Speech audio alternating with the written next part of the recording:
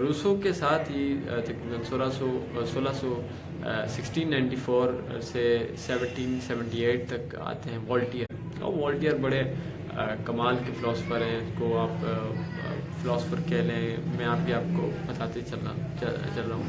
ان کا پورا نام تھا فرانکوس میریو رائٹ.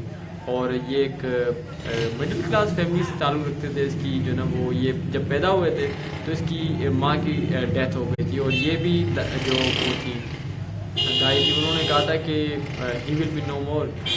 یہ بھی جو ہے نا وہ ایک دن میں تقریباً چلے جائیں گے. لیکن یہ 84 ایئرس انہوں نے زندگی گزاری اور بڑی بہترین انہوں نے زندگی گزاری. اور پھر جب تعلیم کی باری آئی تو انہوں نے شاعری لکھنا شروع کر دی. اور اس کا والد صاحب پریشان ہو گئے کہ اب اس کا کیا ہوگا.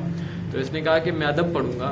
اور پھر والد صاحب بڑے پریشان ہو گئے. اس کے بعد میں اس کو فرانسیسی سفیر کے ساتھ ڈپٹی سیکرٹری پھر یہ وہاں پہ جب فرانس کے ساتھ یہ سفیر کے ساتھ یہ گئے تھے تو وہاں پہ اس نے ایک لڑکی کو بھگانے کا فیصلہ کیا. تو پھر یہ پکڑا گیا اور پھر واپسی اس کو ملک میں بھیجا گیا, واپسی فرانس میں.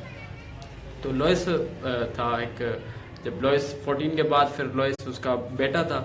تو پھر نائب جو سلطان تھا وہ چلاتا تھا حکومت کے جو سارے جو شاہی حساب کتاب. تو خزانے میں پھر پھوٹ پڑ گئی اور کیونکہ اندر بڑا خرچہ تھا تو اس وجہ سے پھر اس نے استبل کے گھوڑے بھیجنا شروع کر دیا. تو کیونکہ والٹیئر پیڑے بڑا عیاشی میں تھا دوستوں کے ساتھ ادھر ادھر, لیکن بعد میں اس نے پھر اخبار کی طرف اور لکھنے پڑھائی کی طرف شروع کیا. تو اس نے پہلا جو کمنٹ کیا وہ یہ تھا کہ جو نائب سلطان کو کہ تم باہر کے گھوڑوں کو کیوں بیچ رہے ہو, اندر جو گدھے ہیں مثال کے طور پہ جو اندر جو سرونٹس ہیں ان کو بیچو اور ان کو نکالو تو یہ پورا ہو. پھر اس کو غصہ آ گیا نائب سلطان کو کہ یہ جو اندر جو سرونٹس ہیں ان کو گدھا کہہ رہا ہے. تو اس نے کہا کہ تم ایسی جیل میں بند کروں گا, تم یاد رکھو گے. پھر باسٹل جیل میں اس کو بند کر دیا, تقریباً بڑی دور جیل تھی اور 1 سال تک تقریباً یہ بند رہا.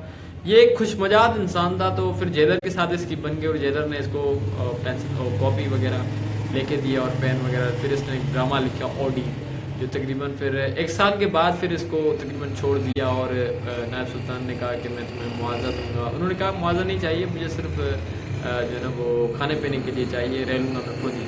تو پھر 1 سال کے بعد ان کا ڈرامہ آتا ہے اوڈیپس کے نام سے, اور بڑا مشہور ڈرامہ ہوتا ہے جس سے یہ بڑے فیمس ہو جاتے ہیں اور تقریباً ان کے پاس اچھا خاصا پیسہ بھی آ جاتا ہے. لیکن ان کے اندر یہ عادت ہوتی ہے کہ یہ جو بھی چیز ہوتی ہے وہ منہ پہ بول دیتے تھے کیونکہ یہ پادریوں کے خلاف تھے. تو پھر لارڈ نے ان کو جو نا پھر لارڈ نے ان کو کہا کہ ابھی کیونکہ یہ دوسروں سے چھیڑخانی کر رہے تھے تو لارڈ کو غصہ آ گیا. اور لارڈ نے کہا کہ تم یا تو باسٹل جیل جاؤ یا تو میں تمہیں جلا وطن کر دوں گا. تو اس نے جلا وطن کرنے کا ہونے کا فیصلہ کر لیا اور یہ انگلستان چلا گیا, انگلینڈ چلا گیا. اب انگلینڈ میں اس نے دیکھا کہ وہاں پہ بڑی آزادی ہے, اس کو بڑا مزہ آ گیا. اس نے جو ہے نا لوگ کو پڑھا, ان کو پڑھا اور نیوٹن کو پڑھا. یہ بڑا متاثر ہوا اس سے. اور پھر تقریباً اس نے پھر ایک کتاب بھی لکھی لیٹرس آن انگلش جو پھر 5 سال کے بعد چھپی تھی. پھر بڑی ایک اس کے لیے بڑی الجھن کا شکار ہوئی. اس نے بڑا انجوائے کیا وہاں پہ لائبریریز میں. پھر اس کو موقع دیا گیا کہ تم ملک واپس آ سکتے ہو. پھر یہ ملک واپس آیا اور اس کے بعد جناب پھر کیا ہوا کہ تقریباً یہ وہی اپنی لائف گزار رہا تھا جو گزارتا تھا دوستوں کے ساتھ ادھر ادھر عیاشی میں. تو پھر 5 سال کے بعد اس کی کتاب بغیر اس سے پوچھے چھپ گئی اور تقریباً اس میں یہ فرانس میں آ چکا تھا. تو پھر 5 سال کے بعد بغیر اس کے ایکسیپٹنس کے بک پبلش کر دی پبلشر نے 5 سال کے بعد, لیٹرس آن جس میں انگریزی انگلستان کی تعریفیں لکھی ہوئی تھی اور سب کچھ کہ کدھر اتنی آزادی ہے اور کہ کوئی جیل میں بھی کسی کو نہیں بھیج رہا اگر کوئی کمنٹ کر رہا ہے تو کیا. تو پھر فرانسیسی بادشاہ کو غصہ آ گیا. اس نے پھر کہا کہ اچھا ٹھیک ہے. تو پھر اس کو جناب پھر سے اس کو پھر نکال دیا اور کہا کہ اگر مطلب کہ اس کے لیے بڑی مشکل ہو گئی. پھر تو اس نے تقریباً باہر جا کے اپنی زمین بھی لے لی کہ فیڈرک اعظم. اس کے بعد یہ تقریباً 2 سال رہا, پھر اس سے اختلاف ہوا تو پھر وہ اچھا یہ جب یہ وہاں سے نکلا تھا بک کے بعد پبلش ہوئی تھی اور اس کے خلاف جب کیمپین چلی یہ پھر نکلا تھا تو ایک دوسرے کی بیوی کو بھی بھگا کے نکلا تھا. تو اس کے بعد پھر فیڈرک کے بعد 2 سال رہا, پھر اس نے اپنی زمین خریدی اور پھر پھر اس نے تقریباً فرانس کے باہری ڈیلی سے ایسی جاگیر خریدی، اور اس کے بعد پھر فیرنی پہ جو اس کا لاسٹ ڈے تھے وہ فیرنی پہ یہ رہا تھا، اور تقریباً اس نے جو نا وہ مضمون اور کتابیں اور جو نا ڈرامے لکھے تھے یہ، اور تھوڑی بہت جو نا وہ آرٹیکلس وغیرہ وہ اس نے بڑے زبردست لکھے تھے، جو میں آگے آپ کو بتاتا چلوں۔ یہ اس نے بڑا افیکٹ کیا تھا معاشرے کو۔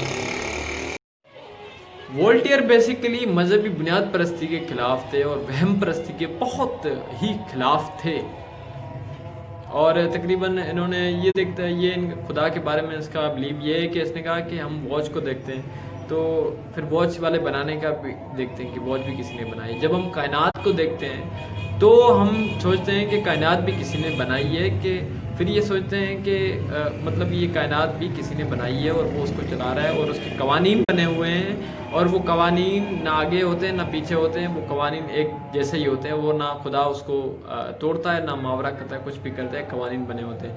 اور یہ پھر دعا کا کانسیپٹ بھی اس کا ہے کہ دعا ایسے کرنا بھی ہے، مطلب کہ ایک خلاف ہے کہ آپ ایک قوانین بنے ہوئے ہیں ان کے خلاف آپ دعا کر رہے ہیں، اور یہ پھر یہ ان کو کہتے ہیں بیسیکلی ڈیزم، احدیت، کہ صرف خدا کو مانتے ہیں، کسی مذہب کو نہیں مانتے، اور یہ پہلے تو